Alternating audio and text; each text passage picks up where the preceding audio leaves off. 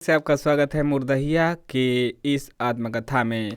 मुर्दहिया तथा स्कूली जीवन इस दूसरे चैप्टर जो भाग है इसका नाम है। पहला भाग हम देख चुके हैं लेखक की पारिवारिक भूतही पृष्ठभूमि को। तो अब देखेंगे हम कि दूसरे भाग में क्या है, लेखक का स्कूली जीवन कैसा रहा। तो आइए शुरू करते हैं। वाचन स्वर है अवनीश का। स्कूल ले जाने से पहले पिताजी गांव के अमिका पांडे के पास साइत यानी शुभ दिन का मुहूर्त पूछने गए। अमिका पांडे शादी विवाह से लेकर फसल बोने तथा काटने तक की साइज बताने के लिए मशहूर थे। उनके इस विद्या का रहस्य यह था कि उनके पास 1 फीट लंबी और उसकी आधी चौड़ाई वाली एक पुस्तिका होती थी जिसे वे पतरा करते थे। पोथी पतरा आपने सुना होगा गांव में, हाँ बहुत पोथी पतरा वाला बनते हैं। इसे वे अलग एक लाल कपड़े में बांध कर बड़े जतन से रखते थे तथा किसी को छूने नहीं देते थे, यहाँ तक कि अपने घर वालों को भी नहीं। इसलिए वह अत्यंत रहस्यमयी बना रहता था। गांव के दलितों के बीच यह मान्यता थी कि अमिका पांडे का पतरा सीधे आसमानी देवलोक से ब्रह्मा जी ने गिराया है। चंद्र ग्रहण हो या सूर्य ग्रहण हो, अमिका पांडे ही बताते थे। जाहिर है ग्रहण उनके द्वारा बताए गए दिन को ही लगते थे। अच्छा, जिसे दलित पांडे का एक अजूबा समझते थे। दलित लोग ये समझते थे कि अरे पांडे जी बहुत चमत्कारी बुद्धि वाले हैं। शायद बताने के लिए अमिका पांडे उस पत्रा का कोई भी पन्ना खोलकर आंखें मूंद कर अपनी तर्जनी उंगली समझते हैं ना, मध्यमा के बगल वाली, उस पर इधर उधर अंगूठा के बगल वाली उस पर इधर उधर फेरते और किसी एक स्थल पर रोककर अंगुली के नीचे अंकित दिन को शायद निर्धारित कर देते थे। यह सब देखकर दलितों के बीच यह भी अटूट विश्वास था कि अमिका पांडे के उसी पत्रे में सारे वेद पुराण छिपे हुए थे। इन सारे चमत्कारों की हकीकत यह थी कि उनका वह रहस्यमयी पत्र एक छपा हुआ पंचांग था जो वाराणसी से ही हर साल प्रकाशित होता था। लेखक कहाँ के, डॉक्टर तुलसीराम हैं आजमगढ़ के। और जो पोथी पत्रा दलित समाज समझता था कि अरे बाप रे, पंडित जी तो बहुत चमत्कारी हैं, पंडित जी तो बहुत बुद्धिमान है। लेकिन वह क्या था, पंचांग था। ठाकुर पंचांग रहा हो या कोई पंचांग रहा हो, आज़ादी के बाद 1950, ठाकुर पंचांग भी बहुत पुराना है। वाराणसी से हर साल प्रकाशित होता था। इसी हिंदू पंचांग में चंद्र ग्रहण, सूर्य ग्रहण तथा सभी त्योहारों आदि का दिन छपा हुआ रहता था। अमिका पांडे ने अपने इसी चमत्कार से मेरे स्कूल जाने का दिन मंगलवार तय किया। हिंदू रीति से आषाढ़ का महीना था। स्कूल जाने का वह पहला दिन था। मुझे अच्छी तरह याद है क्योंकि पिताजी मुझे अपने कंधों पर बैठाकर स्कूल ले गए थे। उसी पूर्वोक्त शिव मंदिर के पास स्थित स्कूल का नाम था प्राइमरी पाठशाला शेरपुर कुटी। मेरे गांव से 1.5 किलोमीटर दूर इस स्कूल से लगभग 1 फरलांग पहले एक नाला पड़ता था जिसमें बरसात के दिनों में अक्सर बाढ़ आ जाती थी, जिसके कारण छात्रों को बहुत कठिनाई का सामना करना पड़ता था। मेरे पिताजी बड़े उदार किस्म के व्यक्ति थे, इसलिए वे हर बरसात में जब भी बाढ़ आने पर मुझे स्कूल ले जाते। उस नाले के पास खड़े दर्जनों बच्चों को भी वे अपने कंधों पर बारी बारी से बैठाकर नाला पार कराते थे। उनके इस चरित्र ने उन्हें उस प्राइमरी पाठशाला में बहुत लोकप्रिय बना दिया। इतना ही नहीं, उस स्कूल के 5 अध्यापकों में से 3 नाले के इस पार 6-7 किलोमीटर दूर स्थित विभिन्न गांवों से आते थे। उन्हें भी कभी कभी सीने के बराबर तक पानी भर जाने पर बच्चों की तरह अपने कंधों पर बैठाकर नाला पार कराते थे उनके पिताजी। यानी कि बच्चों को तो पार कराते ही थे, और अध्यापक के जो पिताजी थे तो अध्यापक को भी पार कराते थे। 3 लोगों को नाले के पार से 3 लोग आते थे तो उनको पार कराते थे।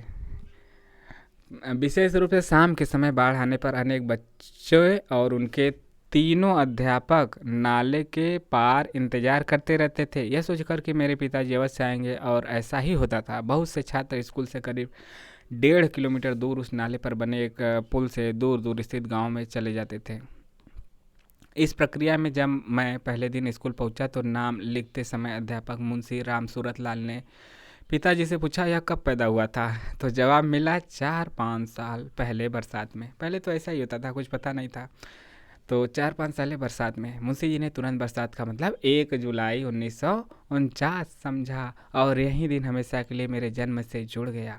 क्योंकि उस जमाने में दलितों के बीच निरक्षरता के चलते बच्चों के जन्मदिन का लेखा जोखा या कुंडली आदि का कोई प्रचलन नहीं था, इसलिए लगभग सभी माँ बाप ऋतुओं से ही अपने बच्चे के जन्मदिन को जोड़ देते हैं। कहते हैं ना, हम हमार बेटवा सावन में भल, भादों में है, कुआर में है, कार्तिक में भल्ला, अगहन में, पूस में, माघ में, चैत बैसाख जेठ आषाढ़ सावन भादो कुआर कार्तिक अगहन पूस, ऐसा ऐसे ही सब बता देला। तो जुलाई में हो जाई। और अब भी दलित समाज में उतनी शिक्षा नहीं है। अब भी बहुत ज़्यादा परिवर्तन नहीं हुआ है आज़ादी के 70 सालों के लगभग बाद भी। तो आगे देखते हैं। लगभग सभी माँ बाप ऋतुओं से ही अपने बच्चों के जन्मदिन को जोड़ देते थे। यही कारण था कि उस समय के अध्यापक बरसात बताने पर हर जो छात्र है, छात्र छात्रा का जन्मदिन 1 जुलाई, जाड़ा बतैबा तो जनवरी जोड़ लिया, जाड़ा बताने पर जनवरी, और जहाँ गर्मी बतैला वहाँ पे मार्च लिख देते थे। तो यही फार्मूला था। भारत के अनेक गांव में आज भी प्रचलित है, जो पिछड़े इलाके हैं। परिणाम स्वरूप नौकरी पेशे वाले अधिकतर दलित इन्हीं तारीखों पर रिटायर हो जाते हैं। जन्मदिन वहीं पे है, तो जो अच्छी नौकरियों में गए दलित समाज या पिछड़े लोगों, तो रिटायर भी तो एक साथ होंगे, एक ही जन्मदिन होगा सबका। तो उन दिनों स्कूल खुलने का पहले ही दिन सारे नए बच्चों के नाम लिखे जाने का प्रचलन था। हमारी पहली कक्षा में कुल 43 बच्चे थे, 43, जिनमें 3 लड़कियां थी। केवल 3, 40 लड़के 3 लड़कियां, कुल 43। रोल नंबर के हिसाब से कक्षा में टाट पर बैठाया जाता था। पहली पंक्ति रोल नंबर 1 से शुरू होकर 13 पर समाप्त हो गई। जो हम ये आत्मकथा डॉक्टर तुलसीराम की पढ़ रहे हैं, मुर्दैया आजमगढ़ स्थित उनके घर की कहानी है, उनकी कहानी है, उनके जीवन की कहानी है। इसमें कोई बनावटीपन नहीं है। लेखक ने जैसा देखा वैसा ही सीधे उतार दिया है, हूबहू। और जो हिंदी भाषी हैं और खासकर उत्तर प्रदेश के हैं, और उत्तर प्रदेश में भी खासकर पूर्वांचल के हैं, जो हिंदी और भोजपुरी दोनों को समझते हैं, वो बहुत ही अच्छे तरीके से इससे रिलेट कर पाएंगे। तो हिंदी वाले तो समझेंगे ही। हिंदी में भी उत्तर प्रदेश में भी पूर्वांचल के क्षेत्र सबसे ज़्यादा। तो आइए आगे देखते हैं। इन 13, मेरा नाम और स्थान पहली कतार में रोल नंबर 5, तो टाट पर बैठाया जाता है। पहली पंक्ति रोल नंबर 1 से शुरू होकर 13 पर समाप्त होती है। शेष 2 पंक्तियाँ में इसी क्रम में 15-15 बच्चे बैठते, तो 15-15 30, पहला में 13, 13 40, 3 43। मेरा नाम और स्थान पहली कतार में रोल नंबर 5 के साथ होता था। इन 13 बच्चों में मेरे अलावा चिखुरी, नमो देखा कैसा ना, अब यूँ रहा ऐसा ही कुछ कुछ, चिखुरी, रमझू, बाबूराम, यदुनाथ, मुल्कू, रामेकर, दलसिंगार, जग्गन, रामनाथ, बिरजू, बाबूलाल तथा मेवा थे। शीघ्र ही इस 13 का रहस्य उजागर हो गया। हम सभी दलित थे। वाह वाह। इन 13 का रहस्य उजागर हुआ। दलित लोग 13 थे। दलितों को एक लाइन में बैठाया गया। मुंशी जी की उपस्थिति में हमें कोई अन्य बच्चा नहीं छूता था। ऐसे ही वातावरण में शुरू हुई मेरी शिक्षा। पहले दिन कक्षा में मुंशी जी ने सिखाया कि जब हाजिरी के लिए नाम पुकारा जाए तो उठकर खड़ा हो जाना और बोलना कि उपस्थित मुंशी जी। जैसे कि मान ला बोलैलन मास्टर जी, चिखुरी उपस्थित मुंशी जी, बोलैलन बाबूराम उपस्थित मुंशी जी, इस प्रकार से बुलाना होता था। इसके बाद दूसरा पाठ पढ़ाया गया। पेशाब लगने पर खड़ा होकर दाएं हाथ की सबसे छोटी उंगली, दाएं हाथ का ही होगा, छोटी उंगली कौन होगा? कानी उंगली। हाँ, कानी उंगली। छोटी उंगली तो कानी है, छोटी उंगली अंगूठो हुआ, लेकिन कानी उंगली बुलाया जाता था। तो छोटी उंगली यार कानिया है ना। हाँ, तो छोटी उंगली दिखाना। शुरू में अधिकतर बच्चे उपस्थित शब्द का उच्चारण नहीं कर पाते थे, जिस पर मुंशी जी की अविलंब गालियों की बौछार कर देते थे। विशेषकर दलित बच्चों को चमरकिट कहकर अपना गुस्सा प्रकट करते थे। वे छोटी छोटी गलती पर बच्चों से ही अरहर मतलब रहर का बड़ा बड़ा लकड़ी तोड़ के, जैसे डंठल तोड़वाते थे, उसका तना, डंठल मतलब तना, उसी से उनके हथेली पर जोर जोर से मारते थे। रहट्ठा उसको कहते हैं, रहट्ठा। साथ में गालियाँ भी देते थे। इस तरह पहली ही कक्षा में मुंशी जी का आतंक बच्चों पर छा गया। उस समय प्राइमरी स्कूल में कागज पर लिखने का चलन नहीं के बराबर था। सिर्फ कक्षा 5 में कागज पर कुछ कुछ पढ़ाई लिखाई शुरू की जाती थी। बाकी सारी लिखाई पढ़ाई हर छात्र लकड़ी की पटरी पर करता था। करीब 15 इंच लंबी और 9 इंच चौड़ी पटरी को गांव के लोहार ही वसूले से गढ़कर और रंदा से रगड़कर चिकना बना देते थे। किंतु उस पर लिखने लायक बनाने के लिए छात्र को रोज पोचारा से रंग कर पटरी को धूप में सुखाना पड़ता था। पोचारा क्या है आगे बताएंगे। जिसके बाद चुल्ला से रगड़कर खूब चमकाया जाता था। इसके बाद उस पर दूधिया के घोल से नरकट की बनी कलम द्वारा लिखा जाता था। कुछ साल पहले भी यह थी, अब तो शुरू हो गया। बच्चों का तो पेंसिल से शुरू होता है और पेन पे बहुत जल्दी पहुंच जाते हैं। पहले ऐसे ही लिखा जाता था। काला पुचारा बनाने की विधि बड़ी विचित्र होती थी। हर छात्र द्वारा अपने घर पर मिट्टी के तेल से जलने वाले डिबरी डिबरी डिबरी या फिर डिबरी, ललटेन से कहा होगा, ललटेन में तो शीशा है, डिबरी की लौ के ऊपर एक परई अर्थात मिट्टी का बना छिछला कटोरा ओठगा दिया जाता, जिस पर करीब 1 घंटा बाद ढेर सारा गुल जम जाता। इस गुल को मिट्टी से ही बनी एक घड़िया में घोल दिया जाता, जिसे पोचारा कहते थे। एक बड़ी शीशी को चुल्ला कहते थे, जिसमें पोचारा लगाने के बाद पटरी को चूला जाता था।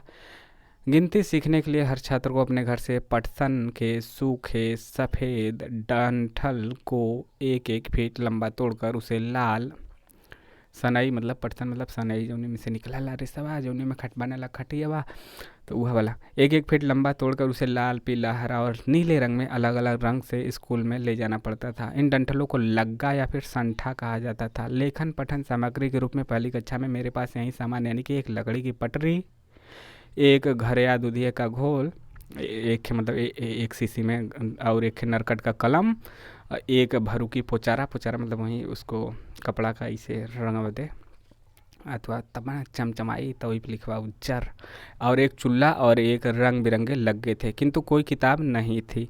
इन्हीं सामानों के साथ शुरू हुई लेखक की मेरी, यानी लेखक की मेरी, हमार नहीं, डॉक्टर तुलसीराम का, मेरी चिट्ठी पढ़ने लायक क्षमता प्राप्त करने वाली युगांतकारी शिक्षा।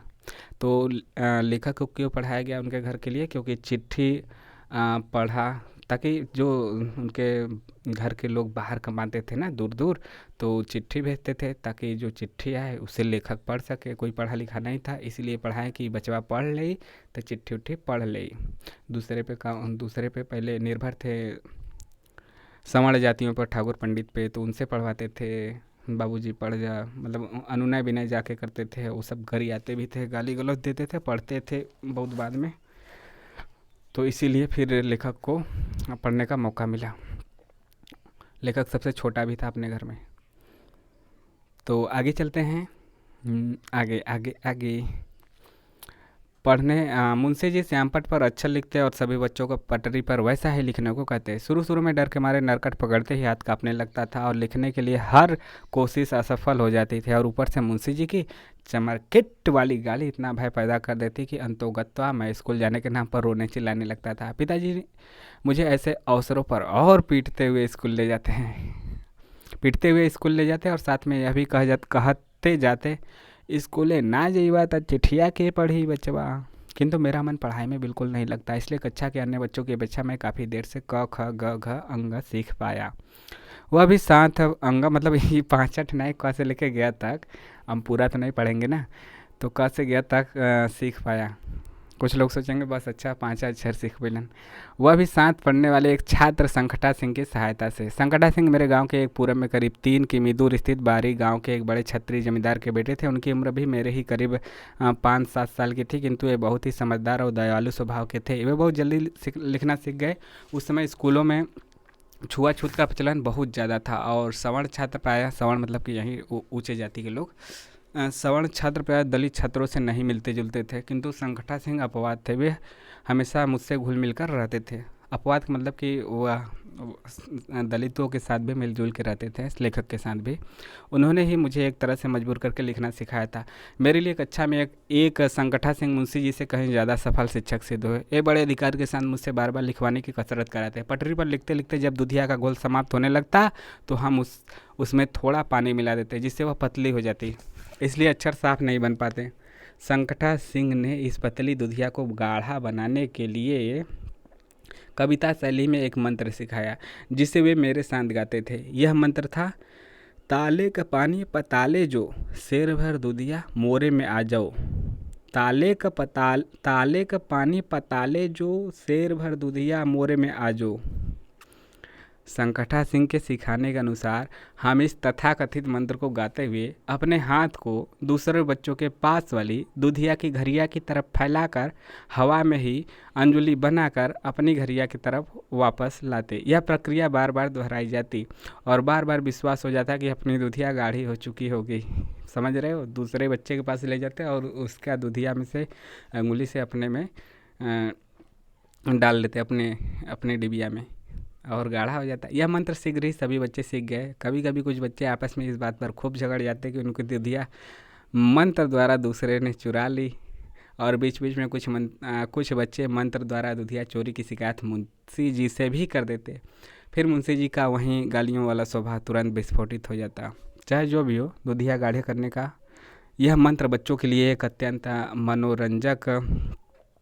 मनोरंजक खेल था। इसी मंत्र को गाते गाते हम कक्षा 1 से 2 में पहुँचे। कक्षा 2 में मंत्र जानने के लिए मुंशी जी ने हर बच्चे से 2 रुपया पास कराई मांगे। पास कराई यानी पास करने का घूस, कराने का घूस। यह 2 रुपया मुझे बड़ी मुश्किल से घर से प्राप्त हुआ। यह पास कराई सभी अध्यापक लेते थे और जो बच्चा नहीं देता उसे फेल कर दिया जाता। उस स्कूल में यह प्रचलन था कि हर अध्यापक को एक बैच के छात्रों को कक्षा 1 से 4 तक लगातार पढ़ाना पड़ता। यानी कि एक ही मास्टर पढ़ाएगा कक्षा 1 से लेकर 4 तक, और 5 में हेड मास्टर खुद पढ़ाएंगे। 4 के बाद फिर वही क्रम कक्षा 1 से शुरू करना पड़ता। जो एक मास्टर रहेगा एक क्लास को पकड़ेगा, 4 तक पढ़ाएगा, और फिर कक्षा 5 में कक्षा 5 को हमेशा हेड मास्टर पढ़ाएंगे। जब वो 4 तक पढ़ा लेगा तो फिर से जब नया आएंगे अगले साल तो फिर कक्षा 1 से वो पकड़ेगा। सभी लोग ऐसा टीचर। इस तरह हमारे स्कूल में कुल 5 अध्यापक थे। मुंशी राम सूरत लाल के अलावा वंशी पांडे, हरि सिंह, बलराम सिंह, परशुराम सिंह। तो मुंशी राम सूरत लाल के अलावा वंशी पांडे, हरि सिंह, बलराम सिंह और परशुराम सिंह हेडमास्टर। कितने लोग हो गए? 5 अध्यापक। एक बार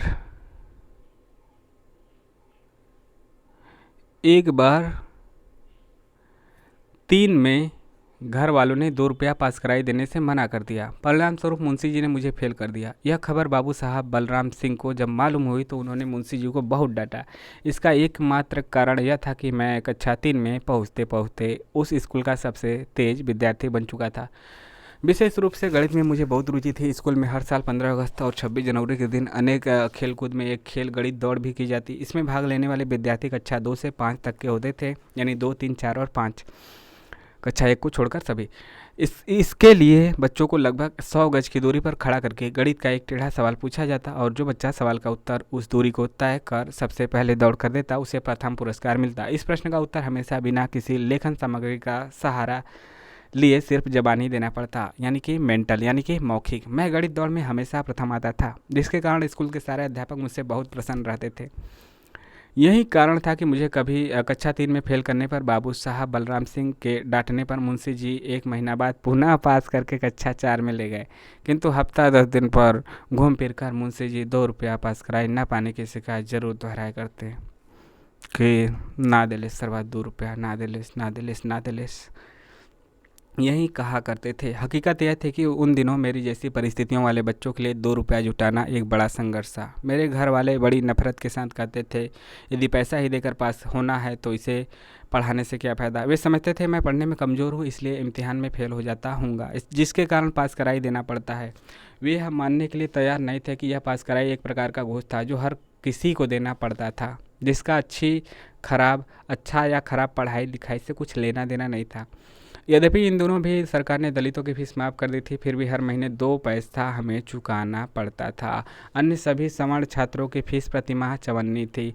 उस समय के भारत में वर्तमान मुद्राओं का प्रचलन नहीं हुआ था। रुपया आना तथा पैसा चलता था जो इंग्लैंड के शासनकाल के थे। सिक्के 1 पैसा, 1 अन्नी, 1 अन्नी, 2 अन्नी, 54, 8 अन्नी 1 रुपया के होते थे, जिन पर इंग्लैंड की रानी यह राजा के चित्र बने होते थे। कागज़ के नोट 1, 2, 5, 10 और 100 रुपए के होते थे। पैसे वाले सिक्के 2 प्रकार के होते थे। आजकल के 50 पैसे के सिक्के के बराबर तांबे का बना एक सिक्का होता था, जिसके बीच में एक बड़ा गोल छेद होता था, जिसे गांव में छेदहवा पैसा कहा जाता था, तथा दूसरा 1 पैसा वाला सिक्का आज के रुपए वाले बड़े सिक्के के बराबर तांबे का ही बिना छेद वाला होता था, जिसे डब्बल कहा जाता था। छेदहवा पैसों को करधनी में गूंथ कर जन्मजात शिशुओं को कमर में पहनाना दलितों के बीच बड़ा शुभ माना जाता था। इसी शुभ प्रक्रिया में चवन्नियों के एक सिरे में सोनार द्वारा हुक लगवाकर धागे की बनी मोटी रस्सी में गूंथ कर जंतर बनाकर बच्चों के गले में पहनाया जाता था। अधन्नी, 1 अन्नी तथा 2 अन्नी वाले सिक्के गिलट तथा अन्य चांदी के बने होते थे। 1 रुपया वाला चांदी का सिक्का आज के रुपये वाले सिक्के से काफ़ी बड़ा तथा मोटा वजनी होता था। वजनी होता था, जिस पर रानी विक्टोरिया का चित्र होता था। इस सिक्कों को हमारे गांव के दलित बिस्टोरिया कहते थे। बुढ़िया बूढ़े तथा व्यक्ति इसी बिस्टोरिया के सिक्कों को बचा बचा कर घर की जमीन में छिपा कर गाड़ देते थे। किसे? चांदी का सिक्का, आज के रुपए चांदी का जो सिक्का होता था बिस्टोरिया वाला, गाड़ देते थे। कभी कभी बिना किसी को बताए ही ऐसे व्यक्ति मर जाते थे। ऐसे सिक्के वर्षों तक जमीन में छिपे रहते थे। कभी कभी गांव में अक्सर सुनने को मिलता था कि घर गिर जाने पर पुनः निर्माण के लिए नींव खोदते समय ये सिक्के मिट्टी की बनी हंडियों में मिल जाया करते थे। ऐसी हंडियों में या हड़िया में, हड़िया हड़िया हमने कही ला ना, हड़िया में कभी कभी सोने चांदी के गहने भी मिला करते थे। ऐसे ही छिपे हुए खजानों की तलाश के लिए गांव में उस समय रहने वाले ओझा और तांत्रिकों के चक्कर में कई व्यक्ति अपने बच्चों की बलि तक चढ़ा देते थे। इस तरह की खबरें आज भी कभी कभी अखबारों में मिल जाती है। इसका अगला पार्ट देखेंगे अगले में। तब तक के लिए इंतज़ार कीजिएगा और अगला पार्ट आपको जल्द ही देखने को मिलेगा। प्लेलिस्ट में एक साथ सब मिल जाएगा।